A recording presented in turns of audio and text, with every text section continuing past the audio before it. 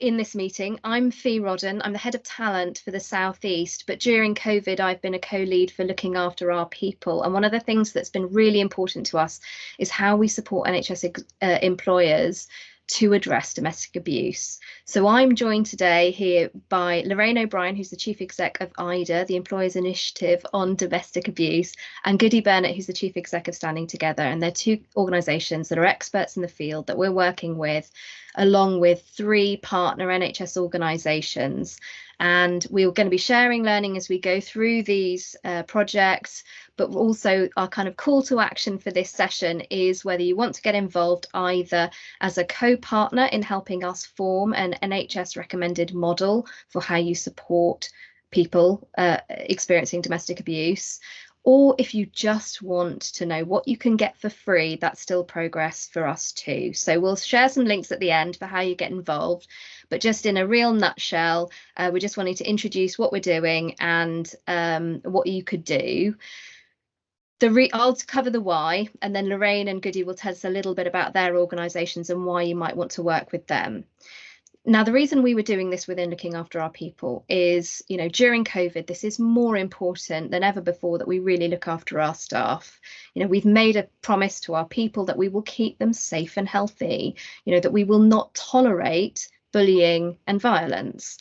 We know that domestic abuse is a pandemic in a pandemic. And so the stats before COVID were 1 in 4 women and 1 in 4 men experiencing domestic abuse. During the pandemic, we know that that's increased. And when you look at the number of people working for the NHS, 1.4 million overall, you know, that's around 300,000 people, and that's just staff. And of course, our staff touch on working with so many others, patients, carers, others. So the point being that as HR directors, chief people officers for your organisations, the likelihood is you're the biggest employer in your patch, and how you approach this issue has the opportunity to influence all the organisations in your area as well. So I think this is a great opportunity for us to be role models, to form recommendations for how NHS employers do this, and to think forward.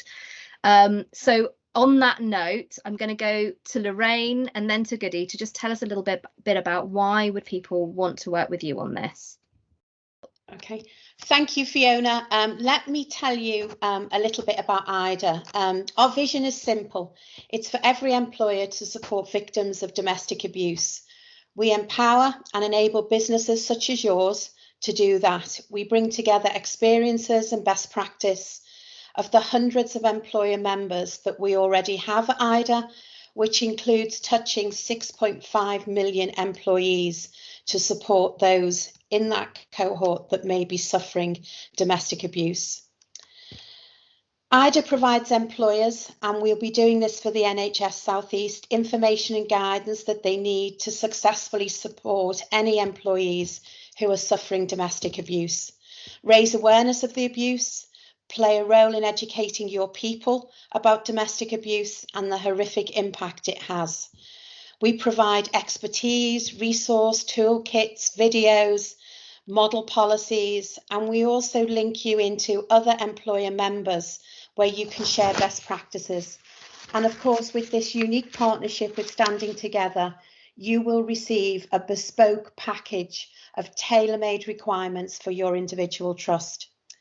Just before I finish, I just want to touch on some things around the economic implications of domestic abuse. Some startling statistics. 56% of employers say that domestic abuse led to absenteeism, and 54% said it caused the quality of their employees' work to suffer. The economic cost of domestic abuse in England and Wales, from the last set of research, shows it equates to 14 billion. Think of the size of the NHS and then work those numbers through. Recent research from Vodafone showed that due to the impact on career progression, the potential loss of earnings per female victim of abuse is 5,800 per annum. You guys are a loving and kind employer. Imagine the impact that that has on a sufferer of domestic abuse that's in your organisation. Goody, shall I hand over to you to say a few words? Thanks, Lorraine. That's really, really helpful. Basically, my name's Gudrun Burnett, and everyone calls me Goody, and I'm the Chief Exec of Standing Together. And we've pioneered something called the Coordinated Community Response, which is about how you deal with domestic abuse in terms of working with the victim survivors, but also holding perpetrators to account. So domestic abuse being everyone's business. We work in criminal justice, with domestic homicide reviews, in faith communities, all parts of the community. And a central part of our work has been health. We've got 10 years working within the systems within health. And that's what we bring to this unique partnership with IDA, and which we're really excited in terms of the project management aspect of this. We'd really encourage you to go and check out all of that history of work. We've worked nationally, and there's the Pathfinder toolkit that you can access. So please go and have a look at that. And we can't wait for you to basically either walk alongside us and look at this journey or become part of this journey. And I'll leave it at that for now. Thank you both so much for that. Hopefully that's whetted your appetite. We've created another video that's a little bit longer and goes into some more examples of the work that Lorraine and Goody have done in organisations that you can really learn from.